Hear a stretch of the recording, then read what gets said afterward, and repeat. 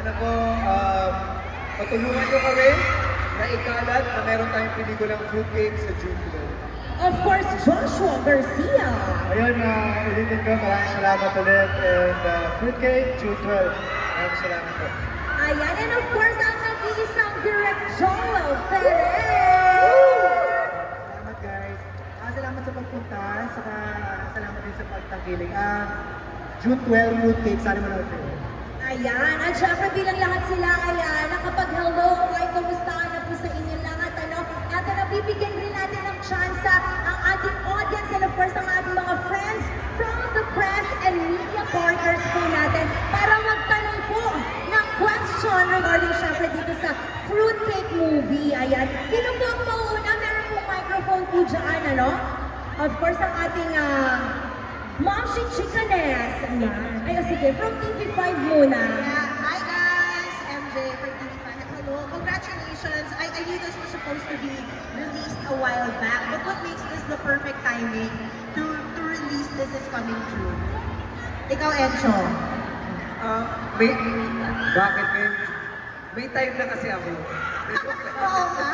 Hindi, I think Fruitcake kasi is really made for us a barkada film. And alam naman natin na patapos na yung school year ng mga bata. So it's perfect na magsama-sama ulit. Diba? Mainit na gusto tayong puntahan, gusto natin magpunta sa mall. And isabay na nila yung Fruitcake basically. Hindi na para kayo magkwento yung role ko rito, but without spoiling much, you can pass the mic to Joshua. Ano yung premise ng Fruitcake that you would want to share din sa mga fans ninyo dito ngayon?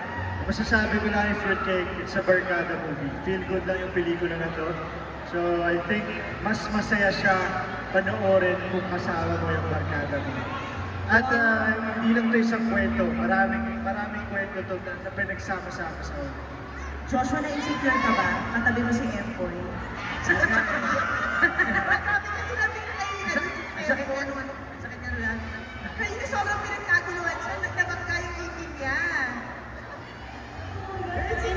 Sabi niya kanina kasi well known ng mga tao sa kanya. So tumama talaga yung... Kaya kailangan mo ibigay yung polo mo. Muntik na nga niya makain yung mikropono. Binawi ni Josh ako niya, binawi. Pero ikaw yung parang dito, no, Empoy? Mas veteran. Saka, let's congratulate Empoy. He is a Lifetime Achievement Awardee. Wow! Congratulations, Empoy. Ano? Reaction mo lang sa feat na yun. Yes, we have to talk about that. Congrats. Parang legend na datingan mo dito. Thank you rin sa kay Lola sa kanina. I love you, Lola. Yung reaction mo lang, of course, no, that you earned this stripe. Sorry? Anong reaction mo na earn mo yung award?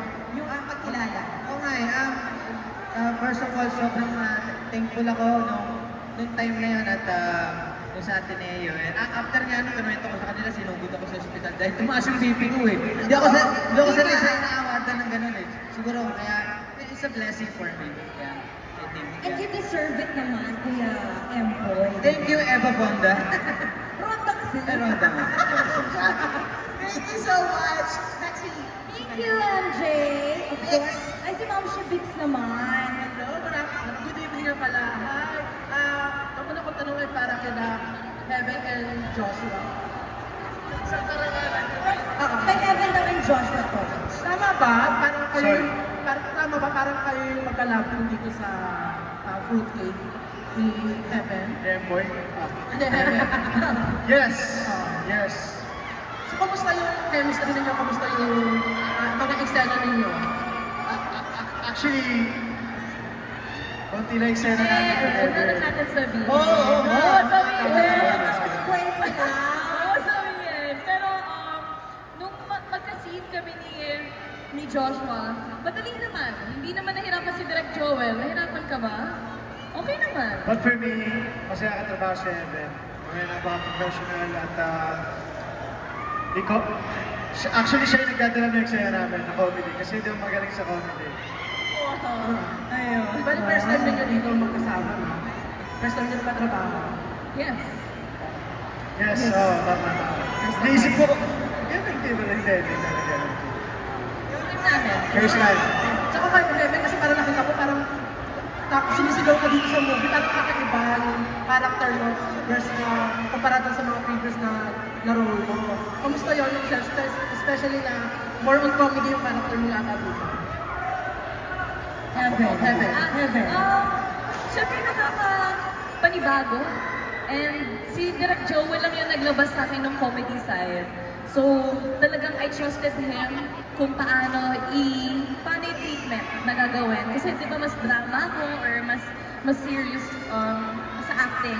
So, dahil sa kanya, lumabas yung comedy side ko.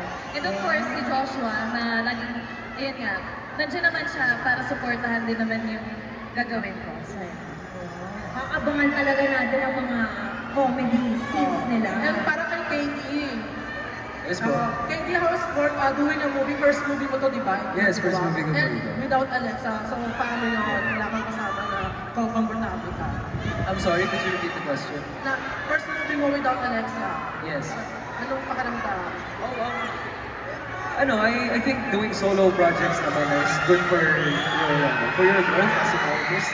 And yeah, Kaya quiet na muna ha, para marinig natin It's okay, it's okay. ang sagot ni KD. Go KD. Yeah, I think doing solo projects, kahit may love team ka, is still essential. Kasi it's para sa sarili mo din para gumaling ka rin.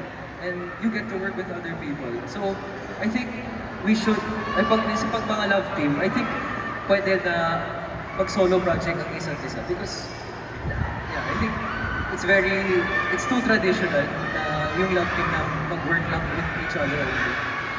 Thank you. Ayan, thank you Ma'am Shipig sa mga magaganda mong questions. Of course, si Chitanes naman. Hey, mabuhay. First question to Kyla. Kasi ever since you've been launched in showbiz, most of your projects, if not all, have been very remarkable. Yung portrayal mo and all. Thank you. Siyempre nag-expect kami, Mars. Ganyan. Parang na-pressure. Komedyante siya dito. Yun nga. So, anong pwedeng bagong i-showcase ni Kyla that we haven't seen from what we saw in your roles in Telecel?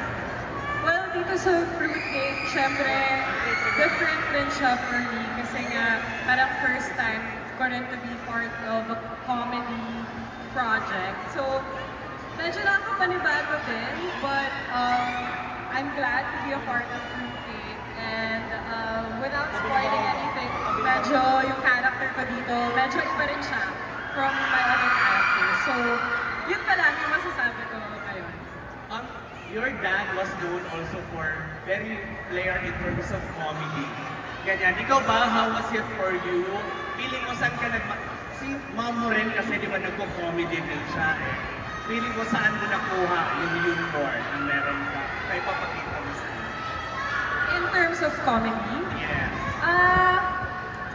di ko masabi kasi I mean, for me, yung parents ko talagang napaka-versatile nila and that's something that personally I aspire to be also. I guess it's up to yung mga manonood kung matawa sila sa akin o hindi, di ba? I guess we'll have to see. But all I can say is, I did my best. Pagdating sa comedy, I did my best. So yun lang. Thank you, dear. Thank you, Kyla. And ano naman, yung next for Jane, Mars, Yes, Mars. Karen naman, napaka-peace. Mabuhay. Dear, kasi parang hindi pa namin masyadong clear yung character mo dun sa trailer, ganyan. Ano bang meron dito sa movie na to na tinanggap mo siya despite na in some of actors na makapashare mo on silver screen? Siguro kasi kaya hindi pa clear kasi dapat siyang manatiling mystery. Para pag napanood nyo, doon na siya magiging clear. So, kailangan nyo panoorin itong Fruitcake sa June 12. Pero, kaya ko ito tinanggap kasi I wanted to work with this amazing cast. I wanted to get to work direct. And ang ganda ng kwento. Kaya proud ako na part ako nitong movie na to, nitong Fruitcake. Last na lang kay Geren. Yes, kay Direk. Geren, kasi parang when when I saw the trailer, somehow it reminded me some movies na parang yung connected characters, ganyan. Anong meron dito? Although parang mga 2000 pa naman yung mga movies na yon. Pero bakit feeling mo parang bibenta pa rin yung ganitong klaseng kwento? Yung sanga-sanga, maraming characters na kailangan maintindihan, and bakit sila yung pinili ng mga fans? Kasi in the past, parang the past few years, ito mga uling taon, medyo naging mahirap din sa ating mga tao, lalo na nagkaroon ng lockdown, pandemic.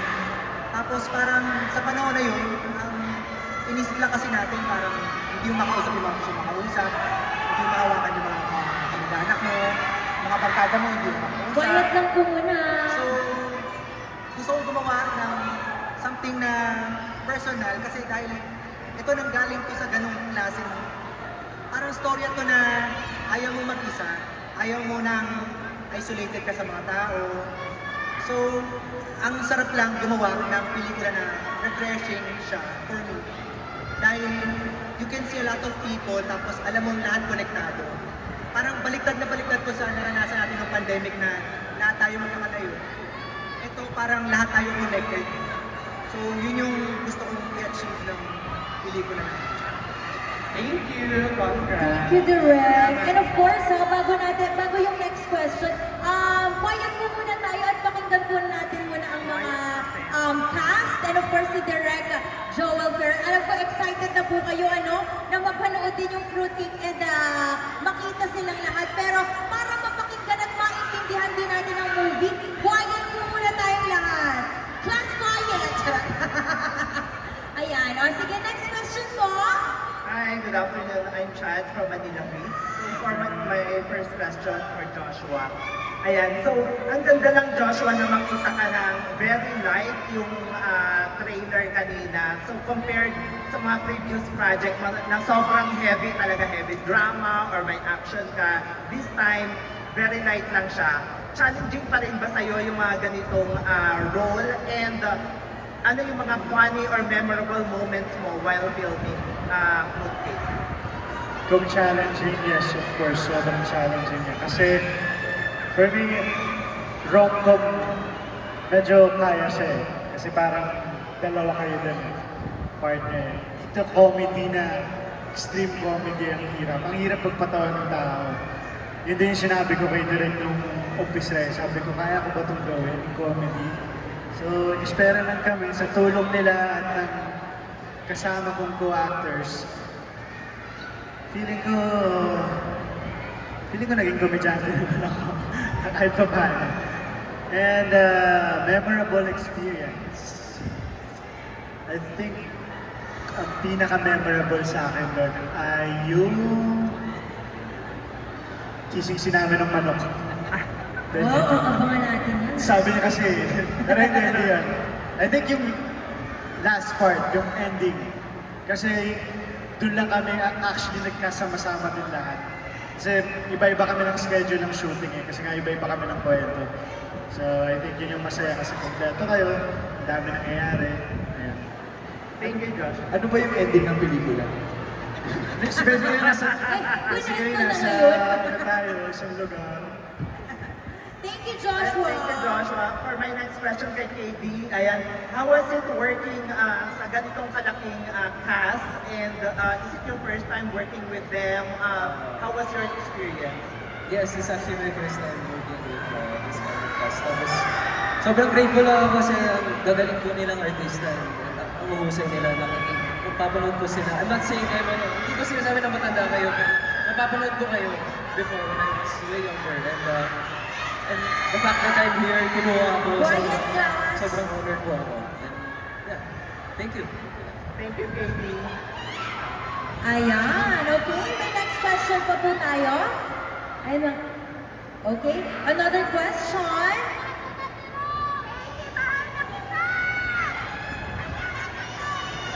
Okay, ayan, meron pa. Si Ma'am Chika, meron pa. Ay, ayan, okay. Hello, hi, I'm Jess from TikTok. I do movie reviews. So, first question to Derek. First, Direk, I want to know yung setup or yung time nitong fruitcake. And I also want to know if paano, if iba yung setup niya, like anong year ba siya based sa trailer.